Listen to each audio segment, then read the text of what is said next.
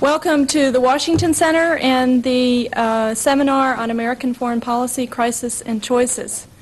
Our speaker today is very well known and probably doesn't need an introduction, but for those of you who don't remember his tenure and all, I would like to give an introduction. It's very impressive. Mr. Colby held the position of Chief of the CIA's Far Eastern Division from 1963 to 1968. He was Executive Director and Comptroller of the Central Intelligence Agency from 1972 to 73, and he was Director of the CIA from 1973 to 1976. Since that time, he has been a consultant on international and domestic political matters to various corporations, governments, and investment organizations. He's been a partner with Reed & Priest, a prominent New York law firm engaged in international law and other matters, and in January 1985, Mr. Colby became a member of the international consulting firm of Colby, Bailey & Associates. In earlier positions, he served with the American embassies in Stockholm, in Rome, and in Saigon, and as ambassador and deputy to the commander of the U.S. Military Assistance Command in Vietnam from 68 to 71. In that position, he directed the American support to the Vietnamese government's rural pacification program. He started his career as an attorney with an LLB from the Columbia Law School. He's received numerous high awards and distinctions during his career, including the National Security Medal in 1976, the Distinguished Intelligence Medal in 73, and the State Department's Distinguished Honor Award in 1972. He's also a decorated World War II veteran. He received the Silver and the Bronze Stars, the French Croix de Guerre, and the Norwegian St. Olaf's Medal, among other honors. He's widely published here and abroad, and I hope you'll join with me in welcoming Mr. Colby today.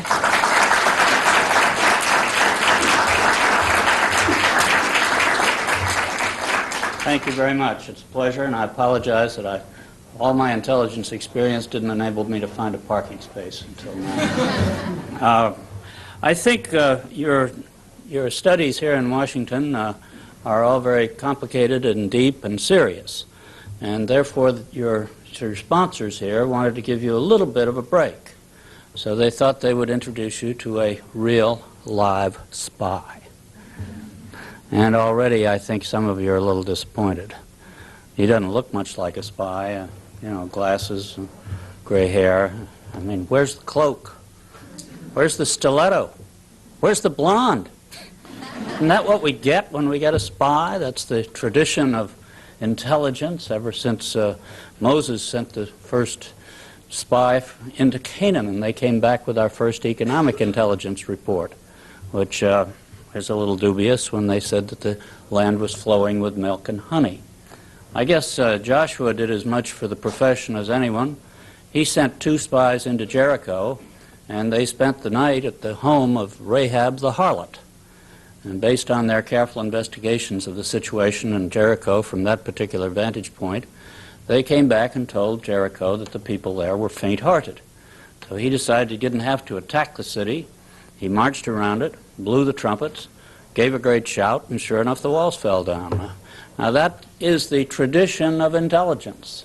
The spy who sneaks in secretly, gets the secret, brings it back so that the general can win the battle. Now, granted, I don't look like a spy. I've been a spy. I've jumped out of airplanes at midnight over enemy country. I've gone up the back streets of Central Europe and made secret meetings in little out-of-the-way apartments. I've gone through the jungles of Southeast Asia on paramilitary operations. So, all right, maybe he is a spy, but he still doesn't look like it. Now, why is that? I'll tell you why it is. It's because intelligence is different than that old image of the spy. And indeed, modern intelligence is a total change. There are still spies, yes, but the whole of intelligence is a much bigger thing, a much more important thing than the old spy business used to be. Now, there have been 4 major revolutions in intelligence, and most of them have occurred in the last 40-odd years here in this country. It started with Pearl Harbor and our investigations as to why we had been misled and were not alerted to that attack. we found that it wasn't for lack of information. There was information lying all over the American government, but it wasn't drawn together. Some in the State Department, some in the Navy, some in the Army, various places, but no central place.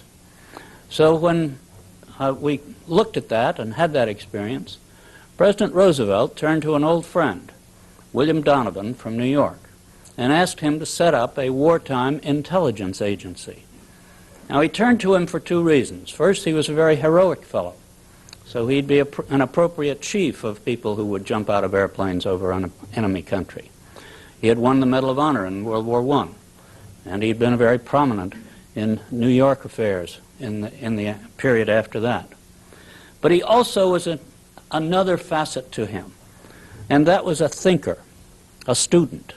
He enjoyed wandering around the world, finding out what was happening, reading voluminously, looking at all the information he possibly could, and then digesting it. And when he set up the nation's intelligence service, he did set up the spy part of it. And he had the people who went in on intelligence missions or guerrilla operations and that sort of thing, like myself. But he also had another part to the agency, which was the Center of Analysis. He brought here to Washington professors, experts from various parts of the world, and sat them here in Washington and fed all the material to them, and then asked them to make judgments about what it means, what that really does signify, all that information, cross-checking it, finding the contradictions in the information, trying to figure out what they all really mean. Now, that was the origin of the first revolution in intelligence, the Center of Analysis, in addition to the accumulation of information. And that did change the nature of intelligence. That's why we call it now the Central Intelligence Agency. It's central. It's a central center to which all the information comes, and then can be analyzed and thought about. And then final estimates and reports can be written based on all the sources available, the open material just as much as the secret material. And in these modern days, a great deal of our information is, of course, open. Glasnost has opened a great deal about the Soviet Union that we really never had before. So that is part of the function, then, of intelligence, and it's the first revolution. Now, the second revolution in intelligence occurred during the 1950s, when we discovered that getting spies into Stalin's Russia was a lot harder than people had thought, that he had the place hermetically sealed, he had the KGB police and so forth, and he had the people under total control. And we didn't have access to the information we absolutely needed to know about the Soviet armed forces, for instance, and Soviet power. How were we to find it out? The spies were caught. The aircraft were shot down. How were we to find out? Somebody had the bright idea of turning to America's technological experts to help us out. And we reached out and got a hold of one of America's foremost aerodynamics engineers. And we put him together with some physicists in photo optics and some chemists in the sensitive chemistry of film systems. And that team built a new plane, a plane that flew further and higher than anyone had to date. And that plane was then equipped with cameras and sensitive film. And the plane flew over the center of the Soviet Union from about 1958 on. And it brought home pictures of things we had suspected might be there, but we had no real hope of ever finding them out. Now, in 1960, that plane was shot down. Khrushchev developed a missile that got up high enough to knock it out of the sky.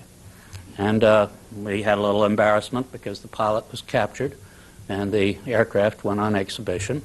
And Khrushchev got annoyed that we were flying over his country. But just about that time, a whole new dimension of technology opened up to us, the satellite world. And we began to send up the satellites with the cameras and the film. And those have been improved over the last years, so that today we can look at things, identify things with clarity that we never could have seen before. We don't ask a spy to slink out of Hong Kong and work his way up through China with great danger and difficulty, and then try to tell us what's happening on the Manchurian border with the Soviet Union. Because we don't have to. We look down on it. We count the planes, we count the tanks, we count the units, the troop units. We see them move from time to time with a scope of information and a precision of information that no spy could have ever given us with any degree of reliability. And immediacy, too. We get it right away and not years later. Now, this has been a real revolution in intelligence. We now know things that previously we only guessed about. We can measure things, count things, and this has changed the nature of our intelligence system. Now, there's some things that the cameras or the electronics or the computers or the acoustics under the earth or the kind of sensitive systems we have working in the undersea to identify where submarines are throughout the North Atlantic. These kinds of systems can tell you where something is, in great part. But can they tell you what's going to happen, what people are thinking of? No. There you have to try to deduce it from their public statements, from their statements to their fellows that you managed to pick up and pass through a spy, or through sometimes just making a logical guess. Now, the nature of intelligence is like a jigsaw. And you've all played with a jigsaw. And you know that long before you put the last piece in the jigsaw, you can see the essential picture there. Now, every piece is helpful in building up that picture. But you can get the picture, you can estimate the picture, even if you don't have all the pieces. And that's the nature of intelligence. You pick up the little pieces, try to arrange them in the right way so that you then begin to see the larger picture that you don't know. Now, the technological revolution then added immeasurably to the amount of information that we have to work with to give us the basis for that kind of judgment about what's going to happen. Now, here in America, we made a third major revolution in intelligence. In the tradition of intelligence, the little spy service, and it's a small one, reported to the king or the prime minister or the president, and nobody else. And it was totally secret, off to the side in the government. And it was just something that everybody realized it might be there, but nobody asked questions. When I went into the OSS during World War II, and people asked you where you worked, you answered, for the government. And everybody knew that that was a signal that you were in intelligence, and you wouldn't tell them where you worked. And at that time, as distinct from today, people would just turn off and go to another subject and have another topic. Today, they will probe in and ask where in the government and all the rest of it in a rather nosy way.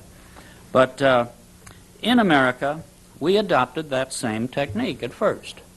We thought that the intelligence service should work for the president, and it wasn't anybody else's business. It wasn't the Congress's business. A few of the major leaders of Congress were generally informed as to what the intelligence business was all about, but they didn't hold hearings. They didn't ask questions. They just sent the money over and let us spend it for intelligence. And everybody thought that was the way it should be. Now, the problem is there was a growing contradiction between that myth of the old system of intelligence and the reality of modern intelligence. And perhaps it's best explained by saying that in 1960, Allen Dulles, our then director of intelligence, had the idea of bringing all these people together and putting them in a single building so that they could talk to each other. All the spy masters and the spies and the analysts and the scientists and all those people, put them all together so they can communicate. So he went up the Potomac about 5 miles out here, and he built himself a nice building. With the congressional approval, they just handed him the money. He built the building, and it turned out to be a fairly big building. So when they finished it, they put a sign on the parkway, CIA, and thought that was quite normal. Well, there was a fellow living in the neighborhood who had quite a lot of influence. His name was Bobby Kennedy, and he was going to be the Attorney General, and he became, by the time they they inaugurated the building. It belonged to to John Kennedy's administration. And Bobby Kennedy lived nearby, and he drove by this sign one day. And he came in, and he said, "You know, this is the silliest thing I've ever seen. Here's a secret intelligence agency on a 4-lane parkway with a great big sign pointing to it. For God's sake, at least take the sign down." And we took the sign down. He did have quite a lot of influence. And for 15 years, we pretended that that big building wasn't there, even though every pilot on his way out of National Airport used it as a checkpoint, turn left at CIA, because it was so obvious. Here was something where we were trying to live by the myth when it really couldn't work anymore. And there was a contradiction between the reality and that myth. Now, there was also a contradiction growing up as intelligence became more important to our country, because we have a Constitution which says that we divide our powers between the executive, the Congress, and the judiciary. And we don't give anything just to one. Each one has its role in governing our country and in running our government. And here, intelligence seemed to be an exception. So this was a contradiction. Well, sooner or later, that contradiction had to be resolved, just as the one of the size of the building had to be resolved. And this happened in the usual American way, with a lot of histrionics and sensationalism and arm-waving and TV cameras in the mid-'70s. And we conducted a great investigation into the 25-year history of CIA at that point as to what it had done, what it should have done, what it shouldn't have done. And in that course of that, it brought out a number of things that in CIA we had discovered, I frankly had discovered a couple of years before, had corrected, and had sort of sunk and said, let's forget it because they'll be exaggerated and sensationalized. But I did report it to the 2 committees of the Congress. But that didn't stop it. We were in the post-Vietnam, post-Watergate enthusiasm for attacking the authority and the government and so forth. And so we had a great year of investigations. And as a result, we developed the concept that the Congress did need to play a role in the supervision of intelligence. The report of the special committee that looked into the intelligence during that year said that it wasn't that CIA was out of control. In fact, if anything, it had been too much under the control of presidents. It wasn't a rogue elephant, in other words, as the phrase was then. What it was that Congress had not done its constitutional job of supervising the agency. Now, how can the whole Congress supervise an agency? It really can't. And therefore, you have to figure out some compromise system by which that will work. And so in each House, there is now a special committee to govern intelligence, one in the Senate, one in the House.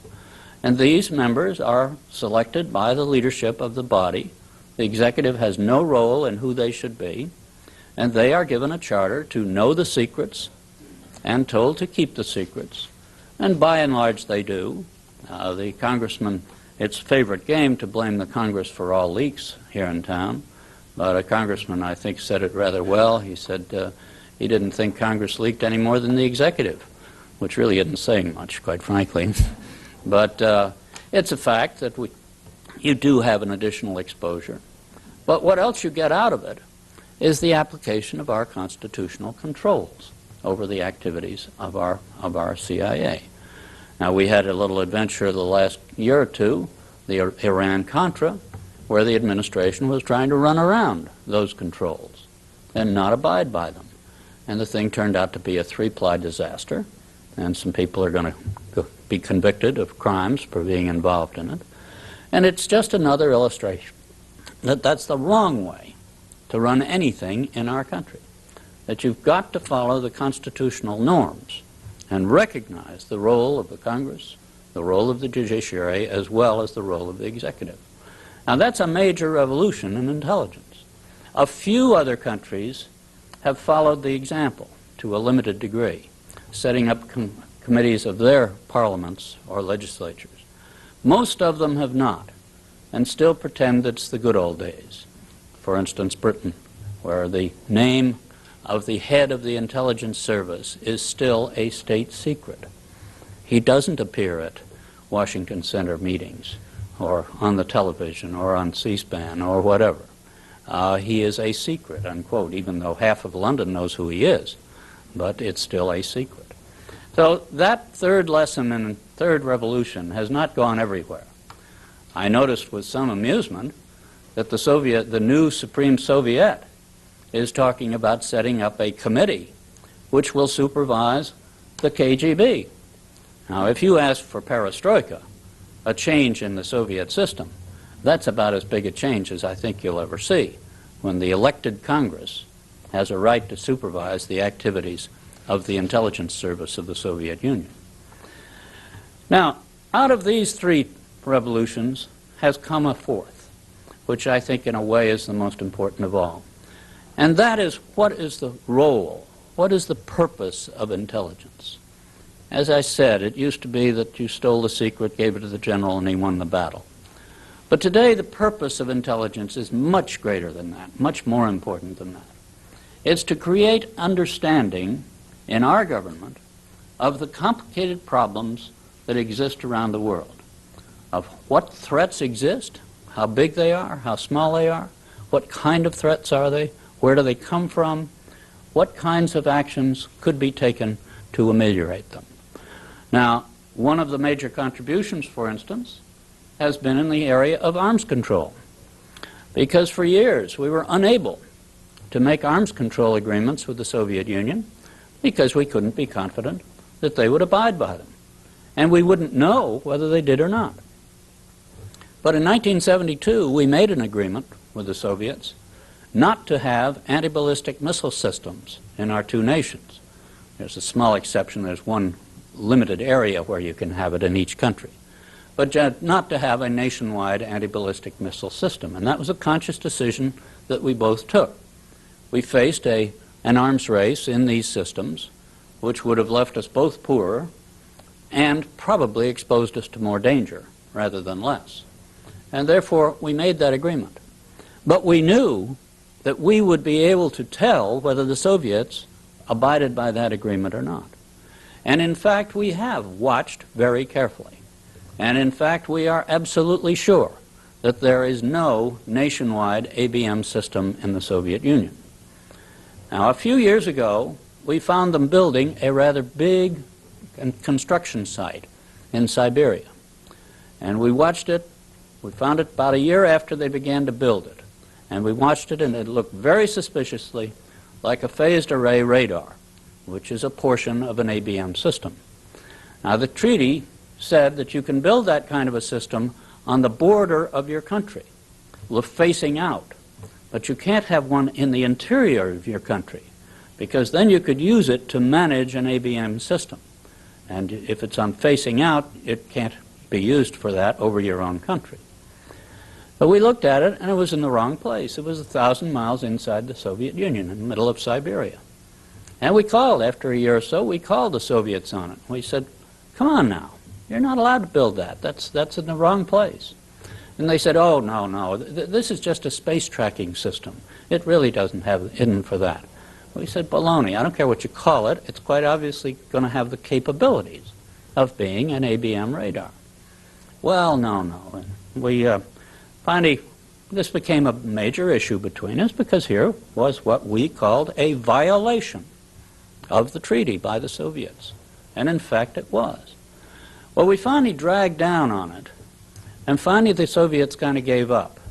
And they said, oh, yeah, I guess it's not in the right place. And they invited 3 of our congressmen to go through it, just like this visit the other day in the Space Center in the Soviet Union. And these 3 congressmen went through this particular radar system. And they found that the cement construction hadn't even been finished. The electronics weren't anywhere in sight.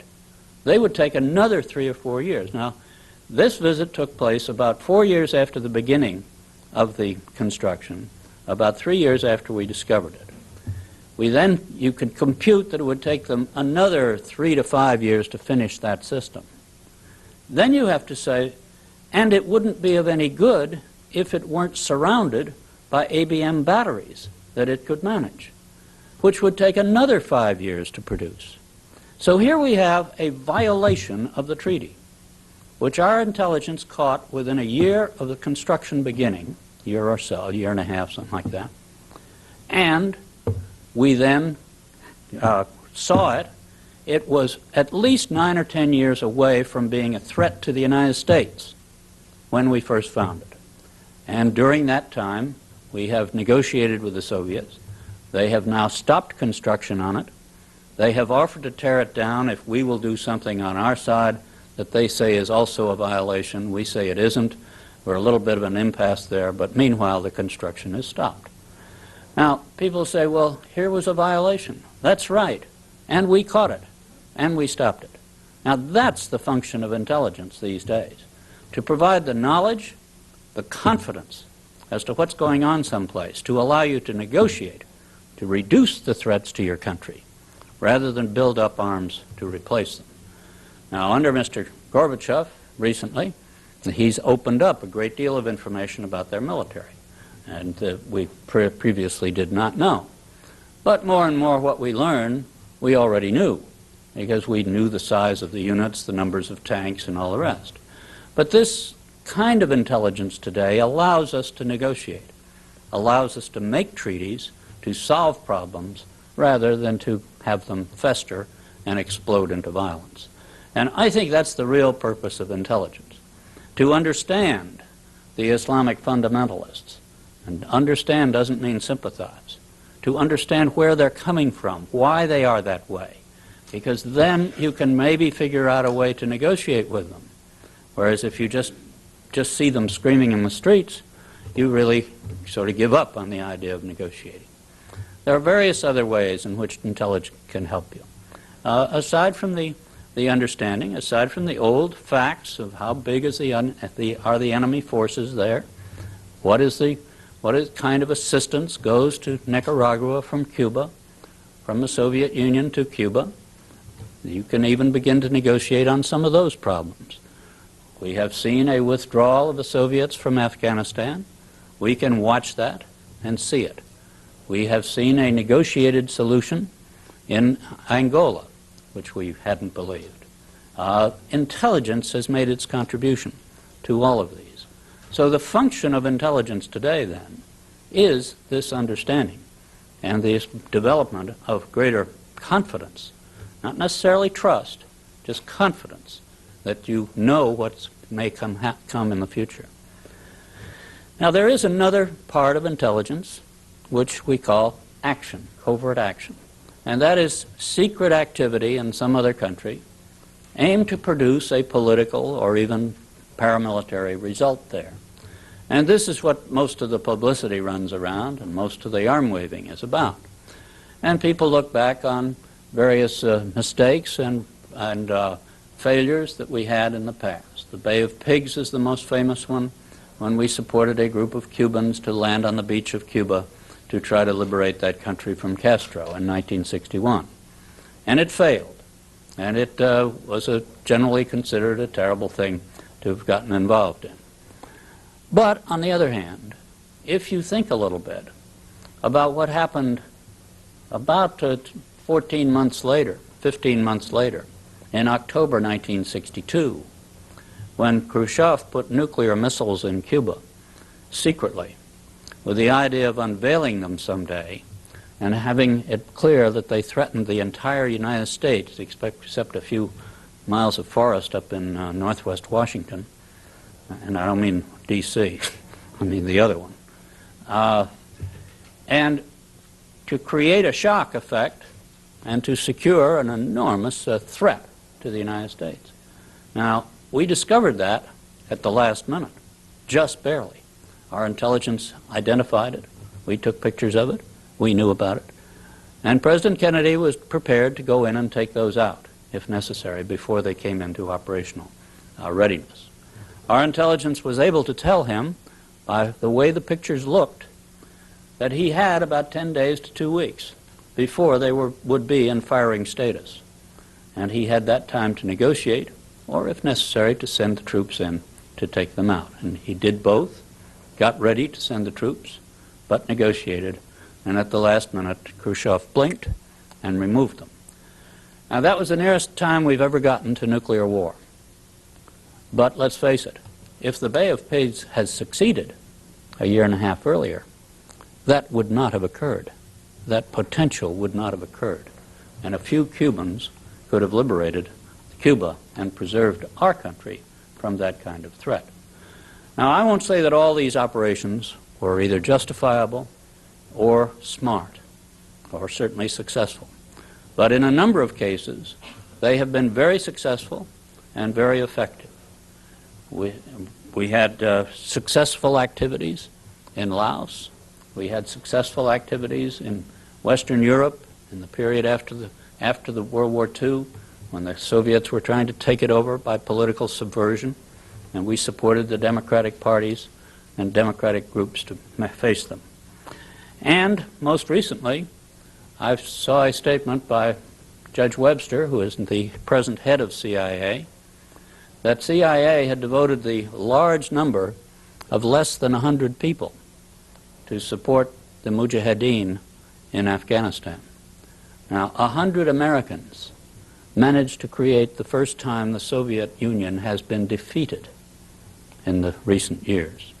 It's quite a step.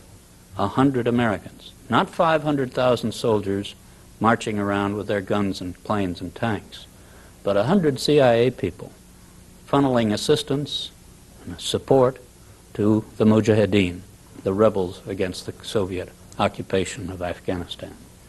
Now, I think that is the kind of action that can take place through covert action. It doesn't need to be covert, then it shouldn't be covert. We now do things in public through independent organizations that we formally set up and even ran as covert operations at one time.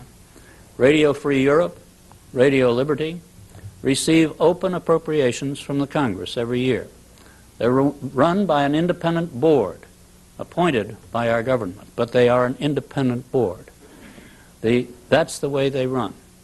Now, they were started by CIA, and we pretended that they were funded by private contributions, because at that time it was felt that a government could not be associated with saying the things that the Radio Free Europe and the Radio Liberty might be saying.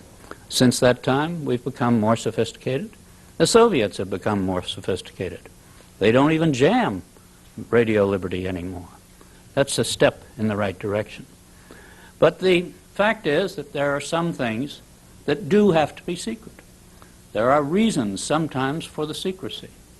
Those people who helped in Nicaragua helped through a certain country.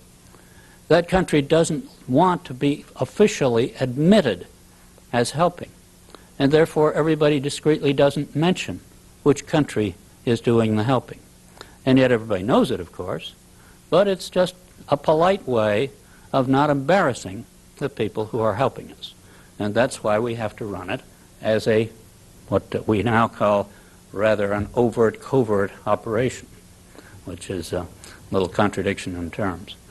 But those kinds of operations will be around. They've been around since the United States first started its war for independence from the British, and they will be around for a long time to come. They need to be controlled by our government and by our Congress, and they are. But these are the changes that have occurred in intelligence over these years. Intelligence now plays a central role in the formulation of policy. When the National Security Council meets, the Director of Central Intelligence opens the meeting with a briefing on what they're talking about.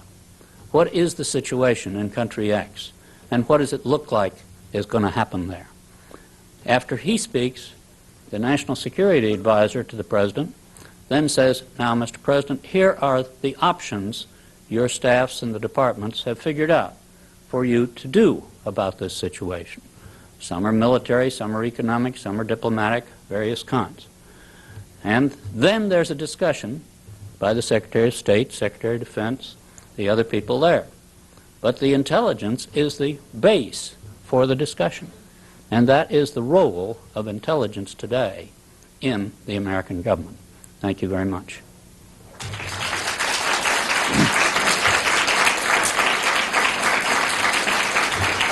Be glad to take your questions, and remember, there are no indiscreet questions, there are only indiscreet answers. Yes, sir. Identify yourself and your school. What is the current policy towards the People's Republic of China? Is it still wait and see? And what's the possibility of policy change, if any, if the purges still continue? Right. Well, the situation is that the United States has reacted in the sense that it has condemned the repression of the students and workers in Tiananmen and in the other areas of China. It has suspended military sales. It has suspended certain credits that were going to China as a result. We have not broken off relations, and I don't think we will. We want to maintain relations in the hope that the Chinese government will gradually release the repression that it's placed on its people. Unfortunately, the Chinese government doesn't seem to be giving many signs of doing that, and you saw in this morning's papers and yesterday's papers the new idea they have that before people go to college, they spend a year in the Army to make sure they're properly indoctrinated. Or before they go to graduate school, they spend a couple of years in a commune out in the countryside, helping feed the pigs and so forth, in order to make sure that they've got the right proletarian spirit. Now, that's a reversion to the Cultural Revolution days. It bespeaks the fact that the old men running China today are getting very crotchety about these uppish young students demanding more and more freedom and liberty. The Chinese tried to open up the economic system without changing the political system. You can't do it. And they had the lesson that the students did rise into protest. The students really didn't know what they wanted. They wanted more democracy, but they really didn't have an idea of what it was. And the old men, instead of handling them in the sensible way that older men should handle young people, of reaching out to them and helping them articulate specifically what they needed and what they wanted and satisfying them in that sense, the old men just lectured to them and told them to go back and mind their own business and leave the running of the government to them. And they have repressed them to date. They won't stay repressed forever. It'll bubble up again. The history of China over the centuries is the alternation between the centralization of power and the gradual decentralization until eventually you get a form of anarchy. And then you get another centralization surge. Now, that used to take centuries. Today it takes decades. But the process will resume. What will the United States do? The United States does not want to totally cut off relations with the government. We have relations with a whole bunch of governments that we don't approve of because we need to have contact with them. But certainly the foreign tourists won't be going there. The foreign investors won't be going there. And the Chinese government is going to take a loss on this whole affair. And when it begins to realize the size of the loss, then it'll start to change. The Cultural Revolution was supposed to be a great new thing. And what it basically did was almost eliminate a generation of university students from that country. Now, this time, the Chinese have something like 40,000 students in the United States. Are they going to lose those talented young people for the future of China? There's a very good chance they will, because very few of those will go home. And they will begin to see the cost of this kind of behavior, and then somebody will come along and say, let's take another look. Let's wait until Mr. Deng Xiaoping goes on to his just or unjust reward, and then I think you will have a little struggle as to whether to modify the hard line. But the United States position will be one of disapproval, but not of leading any major campaign against China. We've got to maintain some connections with them, because we have to keep them as a part of the world political balance. Yes, sir. In your book, Honorable Men, you mentioned after the Tet Offensive and after the Phoenix program was over, how you rode around a motorcycle near the ancient city of Hue and how essentially the Viet Cong were wiped out. Do you think, with the cutoff of funds in '74, if they had actually been, the funds had kept coming, do you think that the Republic of South Vietnam would exist today, essentially? I do, and I'm putting out a book in the fall on the Vietnam experience, the whole thing. I think that the fall of Vietnam was not preordained. I'm not saying it would have succeeded, but I really come down to the fact that I think it would have had about an even chance. The South Vietnamese fought off a North Vietnamese attack in 1972, fought it off with their own troops and their own effort and their own blood. The United States had removed over 500,000 soldiers from Vietnam before that attack took place. Now, the Americans provided two things to meet that attack. They provided logistics, lots of it, and they provided air power from our bombers, from the carriers and the B-52s. And those bombers were very effective against the North Vietnamese military units and helped the South Vietnamese fight them off. Now, in 1975, the North Vietnamese attacked at almost the same three places, with again a pure military attack. There were no more guerrillas in the country, not because they'd been shot, but because they'd been recruited. And many of the people who had been on the other side were on the government side by 1972 and 1975. The North Vietnamese admit that they had no support from guerrillas. It was a pure military assault.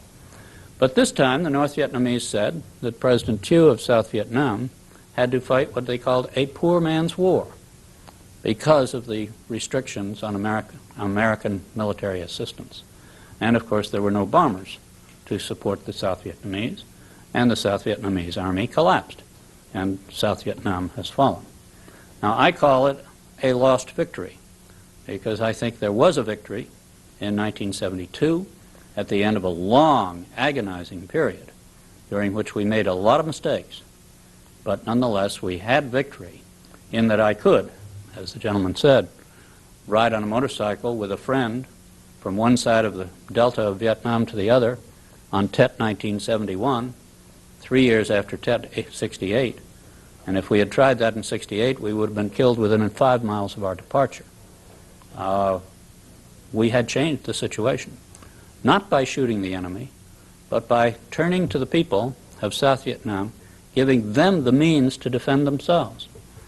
We distributed over 500,000 weapons to the villages of Vietnam, not to the police or military, they had their own, but to the villages. And in the village, the young people of the community would stand guard 1-2 nights a week, unpaid, and they were required to do it by their community. But they stood guard. They weren't very good soldiers, but they were a guard. And the enemy did not have the free access to the community that he did before. And that changed the nature of the countryside of Vietnam. So my answer to the question is yes. I think the really agonizing problem is that the North Vietnamese won the war, but they have lost a victory also, because of the disaster that they've brought upon South Vietnam. The economy is a shambles. They've been invading Cambodia. They're total failure of government, and they've had a total failure. Meanwhile, the neighboring countries of Thailand, Taiwan, Korea have become spectacular success stories in the growth of those countries in these last years. And the Vietnamese, as we are seeing in our schools today, are every bit as smart, every bit as energetic as the Koreans and the Taiwanese and the Thai. And they would be another, quote, tiger of East Asia if they were still independent. Yes, sir. Steve Thompson from Indiana University of Pennsylvania. I was wondering what you might suggest to counteract our lack of success in intelligence gathering techniques in predicting the action of the Chinese government recently and our lack of success in being able to get information out of the Mideast, the terrorists? Well, those are two different things. I think the Chinese situation, the intelligence of that, there weren't any secrets to learn. That was an unfolding development, which has its own dynamic and begins to move. And you can make estimates about where it's going to go, but I think the individual day's events you're not going to be able to predict very well. Curiously, in intelligence, sometimes it's easier to predict a year ahead than it is to predict a week ahead, because the variables make a lot of difference in a week, whereas the fundamentals are more important for a year. I think we have known for a long time that the Chinese economy has successfully opened, and that has put pressures on the situation and on the political system. That the apparatus, the Communist Party apparatus, has become increasingly restive at seeing all this power flow out of their hands and not be able to control it to the degree they should. They wanted to, rather. The role of the students was not as predictable, although students have played that role in China on many previous occasions. So the possibility of, I think it was generally thought that China would have to change, would have to open up, that the economy was forcing the political system open. Now, what happened was that they went a little too far, and the old men repressed them.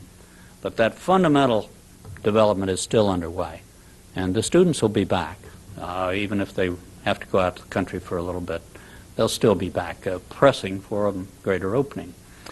Unless the regime tries to control the economy again, in which case they'll break it, and it won't work. But I think there's not too much to criticize about the estimates in China. I don't think you can write a scenario for a country. I can't write a scenario today for what's going to happen to Mr. Gorbachev.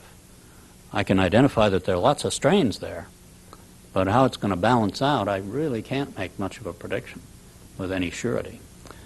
The Middle East is a different subject. There you have terrorist gangs. They are tough to penetrate.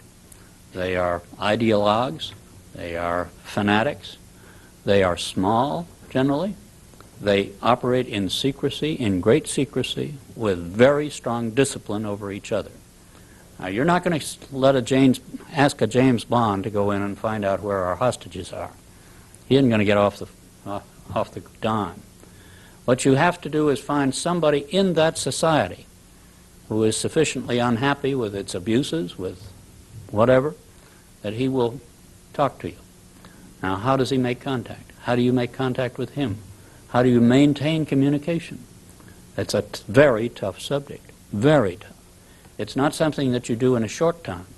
You have to build it up over the years. You have to build up the intermediaries, because you won't have a direct meeting between a fellow like that and an American CIA officer. You'll have to go through half a dozen intermediaries. Now, that takes time. By the time you go through the intermediaries, the hostage has been moved. We ran a raid on a POW camp in North Vietnam, and we found that the prisoners had been moved shortly before. These are the problems of this kind of intelligence. You can still do some. We did manage to get one of the people we were interested in to take a trip over to Cyprus and to go out for a day of boating. And the boat just happened to go out of Cyprus territorial waters. And there was a great big American carrier looking right at it.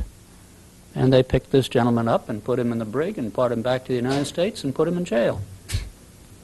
Now, that was a pretty good operation. Nobody's laws were violated. He went out into international waters. We had a warrant out for him, and we got him. So you're not helpless. Terrorists can be beaten. It's not easy, but really, when terrorism gets serious, I think it's going to get suppressed. That's been its history. Italy, the Red Brigades, murdered the Prime Minister. The Red Brigades are gone by a combination of good police work, good intelligence work, the support of the population against these people. The Baader-Meinhof group in Germany which had a lot of people terrorized, is gone by some very good work done against them. So they can be defeated, but it's a tough racket and it's a dangerous one, and it requires a lot of people to work on it. Yes, sir. My name is Steve Webster from Indiana University in Indiana. My question concerns what you just said. Granted that our electronic intelligence capability is very good, it's very effective, yet for all of our satellites, again, we have not been able to locate the hostages or do any sort of effective groundwork. And I was wondering if you could comment on the trade-off between human intelligence and electronic intelligence, and maybe we are emphasizing electronic intelligence too much, or conversely, maybe we're emphasizing human intelligence too little. This is always a little tension between the two, naturally. The electronic stuff obviously costs an awful lot of money to put satellites up there. I mean, you're talking about billions of dollars. I sometimes kid that it cost us billions of dollars to learn about the Soviet Union, what they get for a subscription to Aviation Week here. So be it, we have to spend it. The human intelligence is not a substitute. You use both. And to a degree, you can have them help each other. They can be used in tandem on a target. The human intelligence is expensive also. It's expensive in staffs, it's expensive in training, in language training, cultural training, all the rest of it. It's very difficult in terms of adequate cover for our people. You don't go abroad with the initial CIA on your hatband. You have to have some other ostensible reason for being there. And the United States, we are the only country that I ever heard of that now says, oh, you can't use journalists, you can't use missionaries, you can't use Fulbrights, you can't use the Peace Corps, you can't use this, you can't use that. You look at the normal community overseas, who else is there? So it's a tough racket, and I think it requires, as much as anything, a toughness of spirit by us, that we're willing to go into these things seriously and for a long term and hard at it.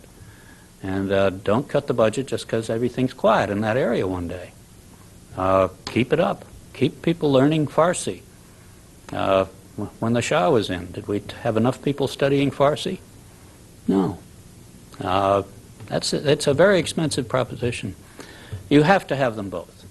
You can't do without one, you can't do without the other. And it's just a matter of, in some areas you can get a lot more with the open approach and even with the agent.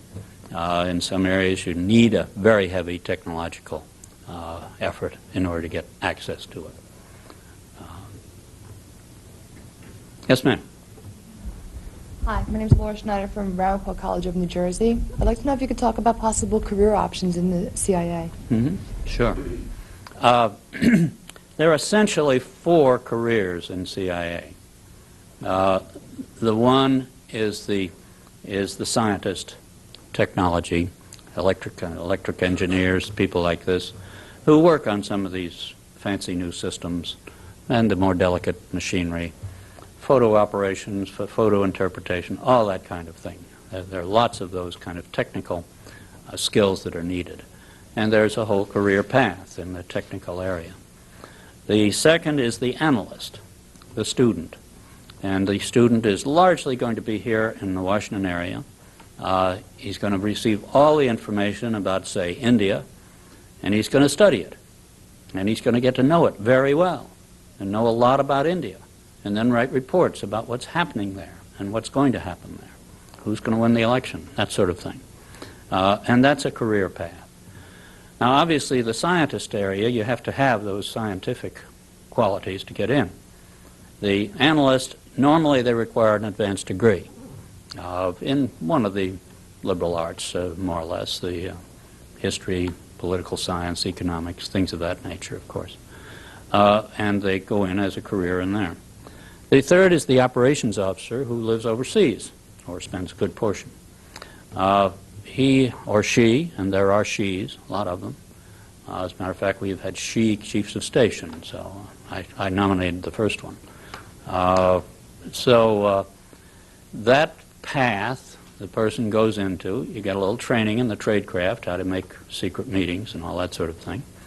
You go and live in a country, speak the language, get to know the people, collect intelligence, develop friends and associates and agents and all the rest of it, and try to maintain secret communication with them and do whatever needs to be done.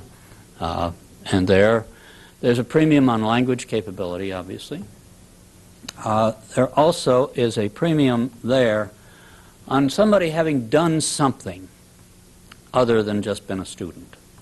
Not necessarily an advanced degree, but military experience, business experience abroad, some obvious interest in foreign parts, foreign cultures, things like that nature, and having done some work in that kind of an area, that gives them a leg up on it. And the fourth category is the normal government administrative function, personnel, logistics, finance, all that sort of thing. That, of course, you get a little different than the normal department here. When you talk about logistics, you're dealing with some fairly funny equipment sometimes, not just talking about trucks and cars and things. So those are essentially the four career paths. They have recruiting stations around the country. They're in the phone book in many cities as a recruiting station. The best way to do it is to contact one of those people. Some of your schools, I'm sure the recruiters are around to your schools and leaving their identity and cards so that anybody's interested can find out. And they'll give you a little general information about the agency, and they'll probably interview you, just preliminary interview, to see whether you seem to have enough of what they need to be interested. Then if you do go into it, you have to face this enormously long personal history thing that you have to fill out, showing every place you lived and all the rest of it. And that will be cross-checked in investigation. You will have to go through a psychological test to see that you're stable and solid. You will go through a polygraph, which I have done twice. It's a miserable experience, but it's very worthwhile for the sensitive roles. I'm not a believer in it as a way to convict people of crimes. I'm not a believer in it for mass use for everybody, but I am a believer in it for use for sensitive jobs in our government, such as the intelligence. And so you go through that, and if you make them all, then you go to the training and start a career. And it's, I think, frankly, that the next 25 years should be, if anything, much more exciting than the past, because of the new ways of learning, the new ways of handling information, the new kind of information coming available to us, the new technology, and how it's going to change. We're at the verge of the so-called information age, and it's going to be an absolutely fascinating period. Yes, yes, ma'am. Joanne O'Connor from Indiana University. Do you believe that CIA or organizing assassinations, coup attempts, things like that exceed U.S. muscle? Should they be into that kind of stuff? Well, I do not believe in assassination, and I'm the guy who wrote the first directive that says we will not do it. That was a major subject of the investigations in the mid-'70s, and substantially responsible for having started the investigations, because the story got out. The committee went into it in great detail, and one of its findings, I think, is fairly instructive. They said CIA never assassinated any foreign leader, or, political, never assassinated any. It had some contacts with people who assassinated. The generals in Vietnam killed President Diem. I think it was the dumbest thing that was ever done. The Americans were in touch with the generals, but nobody had really contemplated that they would kill President Diem. There are a couple of those kinds of incidents. There was one fellow who had the bright idea of eliminating Patrice Lumumba with some poison. They sent the poison over to one of our stations in Africa. I've forgotten which one. The local fellow there said, absolutely not. I'm going to have nothing to do with it. And it stopped. And he died for other reasons, but CIA did not have anything to do with it. But there are enough of those little murky ones around that they've made great copy for a year. And the rule is now in a presidential directive. We shall not. Now, There are some second thoughts always about that when you're dealing with people like some of these terrorist leaders. But I think if they get killed in the midst of a kidnap attempt, well, that's fair game. That's all right. But a deliberate attempted assassination, I think we get more trouble than benefit out of it. And I don't think our people are really up to it. Now, that excludes time of war. If we're at war, then I don't believe that when the young people of each country are killing each other, the old people should be immune. And I would very cheerfully have helped carry the bomb into Hitler's bunker in 1944. Yes, sir. Yeah. Vincent Matthews, Texas Christian University. During the last election, a lot of information was distributed to the effect that during President Bush's tenure with the CIA, he was largely out of the loop of information and served little more than a cheerleader to pep up Congress's spirits with the CIA. I would like some comments from you on the accuracy of this statement, and also discerning with his relation to the CIA, how does that, what his tenure there, how does that affect the way he acts with the CIA today? Well, I didn't hear that about him. I know that he was very popular in CIA. They held him in great respect. I don't think he was out of the loop at all. He was very much, very actively running the agency, traveled a certain amount to see its activities in various places, and certainly presided over it. I mean, that doesn't mean he did every little detail in the agency, neither did I, and you shouldn't. But no, I think he was a very successful chief of CIA. He was only there a year, so it really wasn't very long. You don't get all that much done in a year, as you well know. In terms of how has his experience affected his present activities and relationship, did I? And you shouldn't. But no, I think he was a very successful chief of CIA. He was only there a year, so it really wasn't very long. You don't get all that much done in a year, as you well know. In terms of how has his experience affected his present activities and relationship, I think he understands the agency.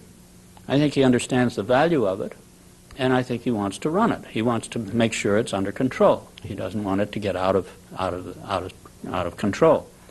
Now, President Reagan, of course, let things go on, and I don't think President Bush is going to let things go on. I think he's going to be much tighter. But, for instance, he did initiate a system by which every morning a CIA officer comes out and gives him the intelligence briefing.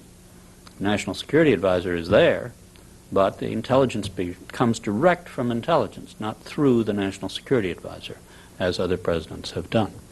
So I think he's aware of its capabilities. He's aware of its weaknesses. He said, we're not dealing with a full deck of information on the hostage crisis. That's true. I'm sure he's got pressure on them to do better. But no, I think he was very well regarded for the way he handled himself there. Yes, ma'am. Tracy Rich from the University of Oklahoma. I was wondering, with all the other countries becoming so advanced and catching up to the United States in technology, is the United States being stingy in communicating with other countries? And say, is Japan being stingy in giving us information also between different communications and technologies and new technological innovations? Any country has certain limitations on how generous they are with some very sensitive material. The Japanese really don't have very many secrets. They learned their lesson rather harshly.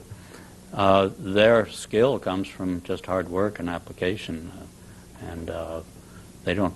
If anything, they benefit from the exchange of information.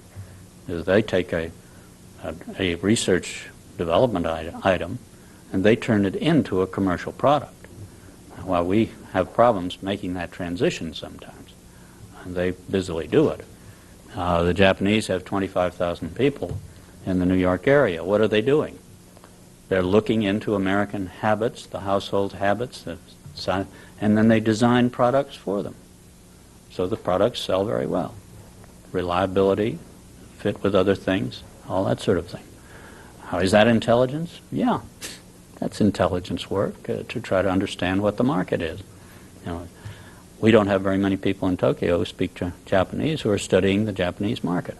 Otherwise, we discover that you can't sell big refrigerators in Japan because they fill up the whole house. I mean, it won't work. You've got to get small refrigerators if you're going to sell them in Japan, things of that nature. You can't sell them American cars. Why?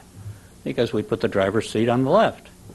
And in Japan, you drive on the left of the road, so you have to have the driver's seat on the other side. You're not going to sell left-hand drive cars in Japan. So it's that kind of market intelligence that certainly they concentrate on. In terms of restriction on the movement of sensitive data, we are the target of lots of attempts to penetrate our intelligence, our sensitive technological data. We have laws about exporting it, and we catch people every now and again cheating on the laws, and we put them in jail. All sorts of different technologies are under a restraint that they cannot be placed abroad. Now, sometimes we're inclined to exaggerate that. And there was a period in which we said, well, you can't export a calculator because it has a chip in it. Well, you can buy calculators all over the world. So instead of exporting American calculators, people were buying Japanese and French and German calculators. And that really wasn't doing us any good. Wasn't doing them any. Wasn't limiting the spread of the technology to the other side. Government just released some laptop computers to go to the Soviet Union. Big deal. There are all sorts of high technology inside it. That's right. But if we don't release it, they'll get it anywhere, somewhere else. So you just can't hold back that information very long. Otherwise, you're going to limit your own capability of exporting. And that's the balance you have to argue through all the time. Yes, sir. My name is Jeff Barlow from the School of the Ozarks in Missouri. I was wondering if you could discuss the CIA's exploration of the communist infiltration into the American political society. Well, it's the way you say it, it's not CIA's job. That's to the extent that it is anybody's job, it's the FBI's job in the United States. And they have to find a violation of law before they can investigate, really. They have to find some potential violation of law. They got in a little trouble here recently. They started off an investigation and then sort of mindlessly continued it, and there wasn't any violation of law at all, and there's been some criticism of it. The CIA is responsible for that kind of information abroad. And if we could get into the headquarters of the Communist Party of the Soviet Union, I assure you we'd be there. And we would be reporting whatever plans, whatever support they are giving toward developing a communist base in this country, or influencing American opinion, not just a communist apparatus. We certainly would try to find out what agents they're sending here. We do catch them every now and again. The FBI has that as a major job here in this country. It's a huge job because the number of foreigners in this country, almost impossible to conceive of following all the foreigners around in this country, because you have something bigger than the Army, Navy, and Marines and Air Force all in one piece. And we don't want to live that way anyway. Americans don't want to live that way. So are we a bit exposed? Yeah. Does the other side get very much out of this? I think they get some marginal technical information. That's what they do get. They used to get what I called ideological spies, people who spied for the Soviet Union because they believed in the revolution, in the Soviet position against Hitler and fascism. And those were the famous spies of the late 1930s. They were ideologues. They wanted to help the Soviet Union. Nobody believes in the Soviet Union now. Even in the Soviet Union, they don't believe in it. So today, what kind of people are they getting? They're getting tawdry little people who will sell their country for a few tens of thousands of dollars. And unfortunately, they do not badly at that. In part, it's sort of the breakdown of discipline and standards that occurred in our country during the 70s after Vietnam and Watergate and all that sort of thing. The me generation, that sort of thing. Commander Walker, the naval officer who spied for the Soviet Union, tried to get his daughter to help. His argument to his daughter, oh, everybody does it. I mean, that's a hell of a thing for a serving naval officer to say. You know, it's astounding. You can't even think of it. So we are vulnerable to these punks that sell their country for that kind of thing. On the other hand, I would like to bring it into balance a little bit. In the 40-odd years of its history, CIA has had one defector go to the Soviet Union. That's this fellow Howard, who went a couple of years ago. And he was mad because he'd been fired by CIA and not allowed to stay there. And he is living in the Soviet Union today. He got in touch with them and he told them a lot of information that has hurt us. They executed an agent of the Americans in the Soviet Union as a result of his information. But that's one. How many KGB officers have defected to the free world? Hundreds.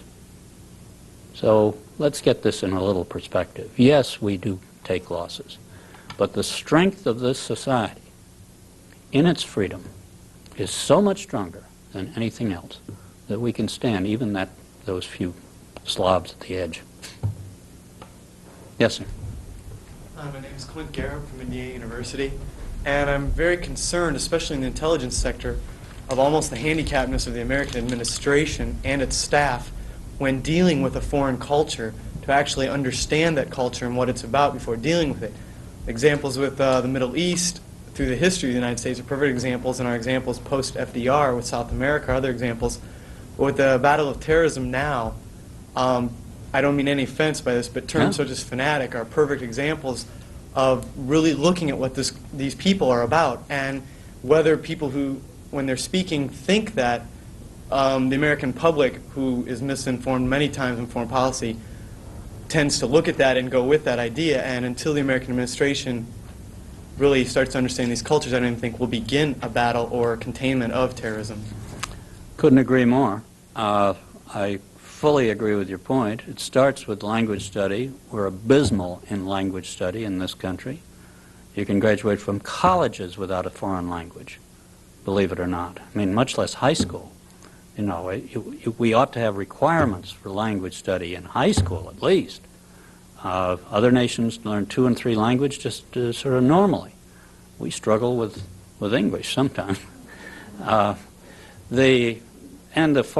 We do have a lot of foreign travel, and that's helpful. We've got a certain amount of foreign business, and they get a degree of familiarity. And we have a lot of people in this country who come from somewhere else, and that's our strongest position. Almost everybody came from somewhere else, and they have a sort of an interest in the old country, so that you can turn to them for some help on various things. So we have strengths, but I could not agree more on the essential of understanding the culture. President Reagan said one of the most useful things, I thought. It's a sort of a funny statement, but he went down to Latin America one time and he stopped in 3 countries. And he came back, and on his way back he said, you know, they're all different down there. Well, that's a brilliant step ahead. You know, they all don't wear sombreros and sit in the sun. We've moved ahead. We understand they're all different down there. That's a big step ahead in our comprehension of the realities of the world. When the president says it, you know, it has an impact. It's a sort of funny thing, but it's true. Yes, sir. My name is Adam DeRosa from Indiana University. My question is that I agree with your sentiments that Soviet is going down in the spies lately, but isn't the CIA a little bit alarmed by the recent revelations of the bugging in the Moscow embassy and the selling of secrets by Marines and the Felix Bloch problem? Oh, sure. I mean, you're concerned about that. I think the Moscow embassy situation, most people that have lived behind the curtain in the last 20, 30 years have just assumed everything was bugged. Sort of what else is new was the reaction. Now, this one was a rather more sophisticated operation, I gather, than the ones that had been going on before. But they've been bugging our embassies for years in that part of the world. There's no question about it. Very enthusiastically, you know, and we find the bugs and get mad about it, and it goes away, and they put another one in after a while. The Moscow embassy was an extreme case. They had the whole place wired for sound. And then we have the dilemma of what are we going to do about it. And we're fooling around with that, and we got a lot of money in it. What do you do with it? Some people say, you know, sell the building to Pepsi-Cola or something. Let them use it. But as for, I am concerned about this breakdown in discipline and standards, because I think it affects a lot of things aside from just the intelligence area. It affects all sorts of things. And that came out of this miserable history of the Vietnam War. And this November you can read my views about it. Yes, sir. Jeff Harold, James Madison University. I was wondering, the KGB has a large amount of embassy officials in Mexico City. I mean, KGB officials that pose as embassy officials. Do we have a comparable facility in the East Bloc? And also, I was wondering, to what extent does the CIA rivalry with the DIA affect productivity? Well, I really am not going to answer your first question. Let's just say we're going to try to get intelligence wherever we can get it. It's a complicated problem as to sort of where we are and where we aren't. The second one, no, the DIA, CIA, you know, there's a little natural jurisdictional rivalry from time to time, but they're tied together at the top in a weekly meeting that the director of CIA chairs and the director of DIA comes to, and the directors of the Army, Navy, and Air Force intelligence come to, and that meets almost every week, and they hammer out differences in that fashion.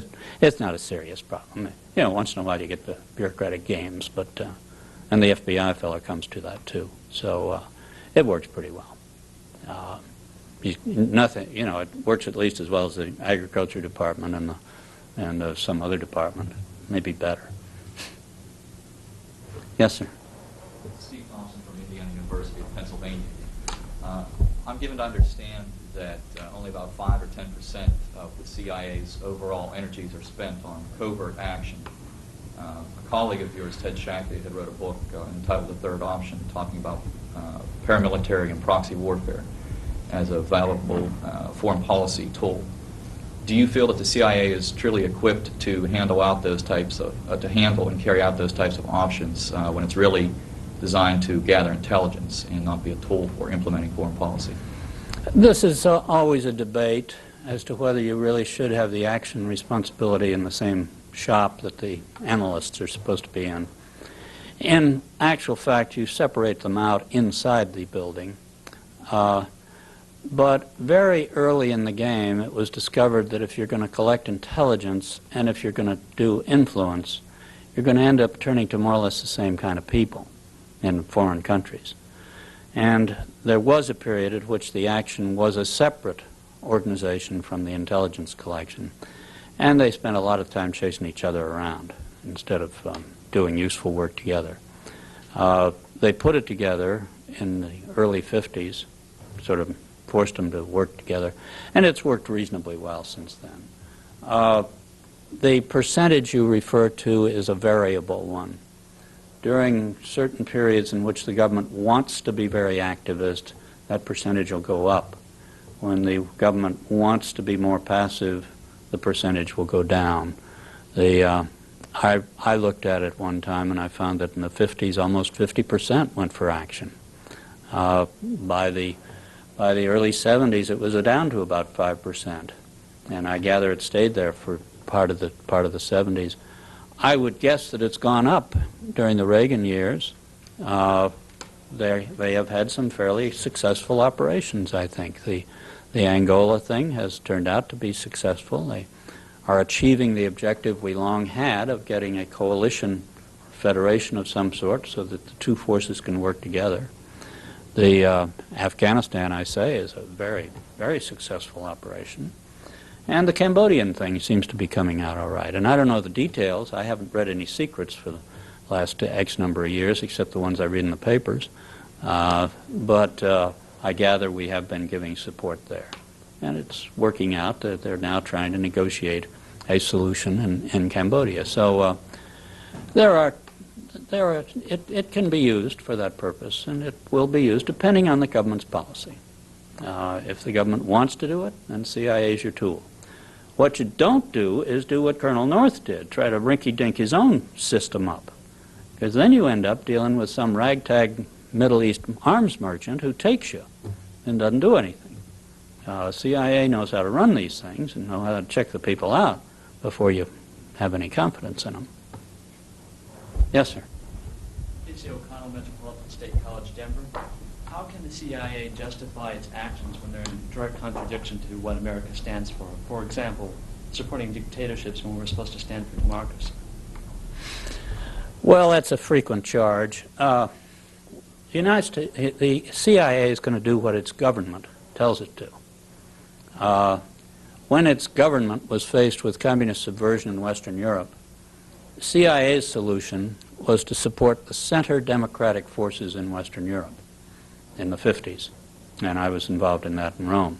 Not the right wing, not the fascists or monarchists or any of that stuff, but the Christian Democrats, Social Democrats, things of that nature. And we did, and we succeeded, because those were the targets of the Soviet Union, and we wanted to strengthen them to resist. In some countries, the CIA has supported a particular dictator. There's no question about it. Depends on the country, depends on what the facts of life, whether there's a real alternative. Depends on whether there was a threat to that country from another country. President No Dinh Diem was called a dictator. I don't think he was, but he's certainly authoritarian. There's no question about that. He was a Mandarin. Did we support him? Yes. He was the best thing around for a long time, because the alternative was the communist. And I mean literally in the 50s. In the 60s, we withdrew our support from him and helped overthrow him, which I thought was a dumb action. But nonetheless, the government decided on it. The president decided on it. So the CIA will do what its government wants. And in terms of, say, Latin America, when Che Guevara was threatening to turn the place into a continent hostile to the United States, we aided various groups who were trying to knock him down and reduce that threat. To us, the threat was not a military-run Latin America. That was no particular threat to us. But a communist-oriented Latin America would have been a threat to us. And that's the thinking. I'm not justifying it. I'm just saying we do not have for these kinds of actions, there are two moral justifications. They're the same as the justification of the just war in old church doctrine and philosophy. There are two requirements. It be in your self-defense, and second, that the action be proportionate. Those are the two major requirements. There are a lot of other details, but those are the two major requirements. Now, if it's in your defense, you can help a friend, you can do it yourself, whatever. But you don't have a right to be a missionary, to change people. That's offensive. That's aggressive. Then your action has to be proportionate. You don't drop a nuclear weapon where you could help some guy become a political leader. It's a much less proportionate interference than military action, for instance. And I think this is what you have to look for. Is it truly a matter of self-defense, or are you, with pride, trying to force your ideas onto another country? Secondly, is your action proportionate to the problem, or are you excessive? And you can follow that through most. I won't say we're right in all the cases we apply. You apply those rules. Just ask the Mexicans. I mean, we stole half their country, and they're afraid we're going to steal the other half. So you're not going to justify every action, every war that America has been in as a just war, and you're not going to justify everyone as proportionate or in self-defense. And similarly, in the intelligence actions, you're not going to be able to justify everyone. But I think that's a good rule of thumb to use when you're judging them. And incidentally, the requirement that you explain it to the congressional committees is a way of getting that kind of judgment imposed on whether to go ahead with the program. Because it isn't just the president's offhand thought. It goes through the American government and its procedures. And if the committee